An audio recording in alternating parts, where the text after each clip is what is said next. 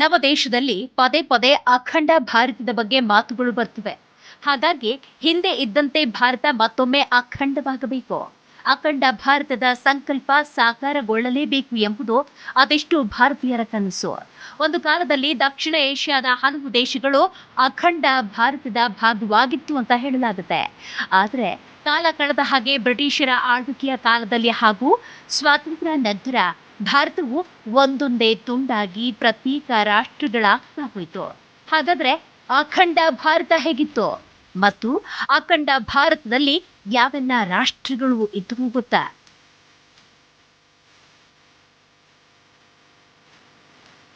ಪ್ರಾಚೀನ ಕಾಲದಲ್ಲಿ ವಿಶೇಷವಾಗಿ ಚಂದ್ರಗುಪ್ತ ಮೌರ್ಯ ಮತ್ತು ಅಶೋಕ ಚಕ್ರವರ್ತಿಯ ಆಳ್ವಿಕೆಯಲ್ಲಿ ಭಾರತದ ಗಡಿಗಳು ವಿಶಾಲವಾಗಿದ್ದವು. ಈ ಕಾಲದಲ್ಲಿ ಭಾರತವು ಇಂದಿನ ಅಫ್ಘಾನಿಸ್ತಾನ, ಬಾಂಗ್ಲಾದೇಶ, ಭೂತಾನ್, ಮಾಲ್ಡೀವ್ಸ್, ಮಯನ್ಮಾರ್, ನೇಪಾಳ, ಪಾಕಿಸ್ತಾನ, ಶ್ರೀಲಂಕಾ ಮತ್ತು ಟಿಬೆಟ್ನ ಭಾಗಗಳನ್ನು ಒಳಗೊಂಡಿತ್ತು. ಜೊತೆಗೆ ಕೆಲವರು ಈ ವಿಸ್ತಾರವನ್ನ ಅಖಂಡ ಹಿಂದೂಸ್ತಾನ್ ಅಥವಾ ಗ್ರೇಟರ್ ಇಂಡಿಯಾ ಅಂತ ಕರೀತಾರೆ. ಅದರಂತೆ ಈ ಪ್ರದೇಶಗಳು ಭಾರತದ ಸಾಂಸ್ಕೃತಿಕ, ಧಾರ್ಮಿಕ, ಐತಿಹಾಸಿಕ ಪರಂಪರೆಯೊಂದಿಗೆ ಗಾಢವಾದ ಸಂಬಂಧವನ್ನ ಹೊಂದಿದ್ವು. ಹಾಗಾದ್ರೆ ಯಾವ ದೇಶಗಳು ಬೇರ್ಪಟ್ಟವು ಮತ್ತು ಯಾವಾಗ ಅಂತ ನೋಡುವುದಾದ್ರೆ 1857ರಿಂದ 1947ರ ನಡುವೆ ಭಾರತದಿಂದ ಹಲವು ಪ್ರದೇಶಗಳು ಬೇರ್ಪಟ್ಟು ಸ್ವತಂತ್ರ ರಾಷ್ಟ್ರಗಳಾದವು. ಅದರ ಕೆಲವು ಪ್ರಮುಖ ಉದಾಹರಣೆಗಳು ನೋಡ್ತಾ ಹೋಗೋಣ. ಅಫ್ಘಾನಿಸ್ತಾನ 1876ರಲ್ಲಿ ಅಫ್ಘಾನಿಸ್ತಾನವನ್ನ ಬ್ರಿಟಿಷರು ಭಾರತದಿಂದ ಬೇರ್ಪಡಿಸಿ ಪ್ರತ್ಯೇಕ ರಾಷ್ಟ್ರವನ್ನಾಗಿಸಿದ್ರು. ಇದರೊಂದಿಗೆ ದುರಾನಿ ಸಾಮ್ರಾಜ್ಯ ಸ್ಥಾಪಕನಾದ ಅಹಮದ್ ಶಾ ಅಬ್ದಾಲಿಯಿಂದ ಸ್ವತಂತ್ರ ರಾಷ್ಟ್ರದ ಮೊದಲ ರಾಜನಾದ.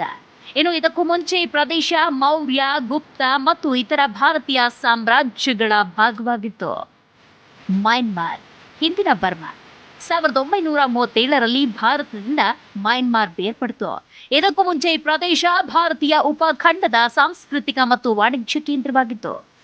ನೇಪಾಳ 1814ರಿಂದ 1916ರ ಗೂರ್ಖಾ ಯುದ್ಧದ ನಂತರ ನೇಪಾಳ ಸಿಕ್ಕಿಂ, ಕಮೌನ್, ಗರ್ವಾಲ್, ತರೈ ಪ್ರದೇಶಗಳನ್ನ ಭಾರತಕ್ಕೆ ಬಿಟ್ಟುಕೊಡ್ತು. ಇದರೊಂದಿಗೆ ಇದು ಸ್ವತಂತ್ರ ರಾಷ್ಟ್ರವಾಗಿ ಗುರುತಿಸಲ್ಪಟ್ಟಿತು. ಭೂತಾನ್, ಭಾರತದೊಂದಿಗೆ ಐತಿಹಾಸಿಕ ಸಂಬಂಧ ಇದ್ದರೂ ಭೂತಾನ್ ಕ್ರಮೇಣ ಸ್ವತಂತ್ರ ಗುರುತನ್ನು ಪಡೆದುಕೊಂಡಿತು. ಅದರಲ್ಲೂ ವಿಶೇಷವಾಗಿ 1906ರ ನಂತರ ಬ್ರಿಟಿಷ್ ಆಳ್ವಿಕೆಯ ಸಂದರ್ಭದಲ್ಲಿ ಇದು ಸ್ವತಂತ್ರವಾಯಿತು. ಶ್ರೀಲಂಕಾ ಹಿಂದಿನ ಸಿಲೋನ್ ಬ್ರಿಟಿಷ್ ಆಳ್ವಿಕೆಯಿಂದ 1948ರಲ್ಲಿ ಸ್ವತಂತ್ರವಾಯಿತು. ಇದಕ್ಕೂ ಮುಂಚೆ ಇದು ಭಾರತೀಯ ಉಪಖಂಡದೊಂದಿಗೆ ಸಾಂಸ್ಕೃತಿಕ, ಧಾರ್ಮಿಕ ಸಂಬಂಧವನ್ನ ಹೊಂದಿತ್ತು. ಆದರೆ 1935ರಲ್ಲಿ ಬ್ರಿಟಿಷರು ಭಾರತದಿಂದ ಶ್ರೀಲಂಕಾವನ್ನ ಬೇರ್ಪಡಿಸಿಬಿಟ್ರು. ಟಿಬೆಟ್ನ ಕೆಲವು ಭಾಗಗಳು ಭಾರತೀಯ ಸಾಮ್ರಾಜ್ಯಗಳ ಭಾಗವಾಗಿತ್ತು. ಆದರೆ 1907ರಲ್ಲಿ ಟಿಬೆಟ್ ಸ್ವತಂತ್ರವಾಯಿತು. ಕಾಲಕ್ರಮೇಣ 1950ರಲ್ಲಿ ಚೀನಾದ ಆಕ್ರಮಣದಿಂದ ಟಿಬೆಟ್ ಚೀನಾದ ಭಾಗವಾಗಬೇಕಾಯಿತು. ಪಾಕಿಸ್ತಾನ 1947ರಲ್ಲಿ ಭಾರತದ ವಿಭಜನೆಯ ಸಂದರ್ಭದಲ್ಲಿ ಭಾರತದಿಂದ ಬೇರ್ಪಟ್ಟು ಸ್ವತಂತ್ರ ರಾಷ್ಟ್ರವಾಯಿತು. ಇದರಲ್ಲಿ ಇಂದಿನ ಪಾಕಿಸ್ತಾನ ಮತ್ತು ಬಾಂಗ್ಲಾದೇಶ ಸೇರಿದವು. ಬಾಂಗ್ಲಾದೇಶ 1947ರಲ್ಲಿ ಪಾಕಿಸ್ತಾನದ ಭಾಗವಾಗಿದ್ದ ಪೂರ್ವ ಪಾಕಿಸ್ತಾನ 1971ರಲ್ಲಿ ಬಾಂಗ್ಲಾದೇಶವಾಗಿ ಸ್ವತಂತ್ರ ರಾಷ್ಟ್ರವಾಯಿತು. ಮಾಲ್ಡೀವ್ಸ್, ಭಾರತೀಯ ಉಪಖಂಡದ ಸಾಂಸ್ಕೃತಿಕ ಪ್ರಭಾವದಲ್ಲಿದ್ದ ಮಾಲ್ಡೀವ್ಸ್ 1965ರಲ್ಲಿ ಬ್ರಿಟಿಷ್ ಆಳ್ವಿಕೆಯಿಂದ ಸ್ವತಂತ್ರಗೊಂಡಿತು.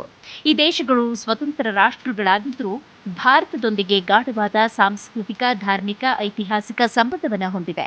ಉದಾಹರಣೆಗೆ ಭಾರತದ ಬೌದ್ಧ, ಹಿಂದೂ ಮತ್ತು ಜೈನ ಧರ್ಮಗಳು ಈ ಪ್ರದೇಶಗಳಲ್ಲಿ ಗಮನಾರ್ಹ ಪ್ರಭಾವ ಬೀರಿವೆ. ಶ್ರೀಲಂಕಾ ಮತ್ತು ನೇಪಾಳದಲ್ಲಿ ಬೌದ್ಧ ಧರ್ಮ, ಭೂತಾನ್ನಲ್ಲಿ ಟಿಬೇಟಿಯನ್ ಬೌದ್ಧ ಧರ್ಮ ಮತ್ತು ಮಯನ್ಮಾರ್ನಲ್ಲಿ ಥೇರವಾದ ಬೌದ್ಧ ಧರ್ಮವು ಭಾರತೀಯ ಮೂಲವನ್ನು ಹೊಂದಿದೆ. ಅಫ್ಘಾನಿಸ್ತಾನದ ಬಾಮಿಯಾನ್ ಬುದ್ಧನ ವಿಗ್ರಹಗಳು ಭಾರತೀಯ ಕಲೆಯ ಪ್ರಭಾವವನ್ನು ತೋರಿಸುತ್ತೆ. ಅಖಂಡ ಭಾರತದ ಕಲ್ಪನೆಯು ಈ ಸಾಂಸ್ಕೃತಿಕ ಏಕತೆಯನ್ನ ಒತ್ತಿ ಹೇಳುತ್ತೆ. ಆದರೆ ಇಂದಿನ ರಾಜಕೀಯ ಗಡಿಗಳು ಈ ದೇಶಗಳನ್ನ ಪ್ರತ್ಯೇಕ ರಾಷ್ಟ್ರಗಳಾಗಿ ಗುರುತಿಸಿಬಿಟ್ಟಿದೆ.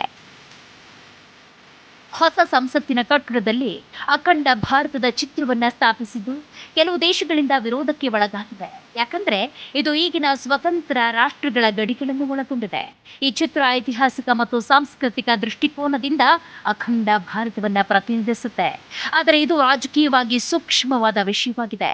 ಅಖಂಡ ಭಾರತದ ಕಲ್ಪನೆಯು ಭಾರತದಲ್ಲಿ ರಾಷ್ಟ್ರೀಯವಾದಿ ಭಾವನೆಗಳನ್ನ ಉತ್ತೇಜಿಸಿದ್ರು ರಾಜತಾಂತ್ರಿಕ ಸಂಬಂಧಗಳ ಮೇಲೆ ಪರಿಣಾಮ ಬೀರಬಹುದು.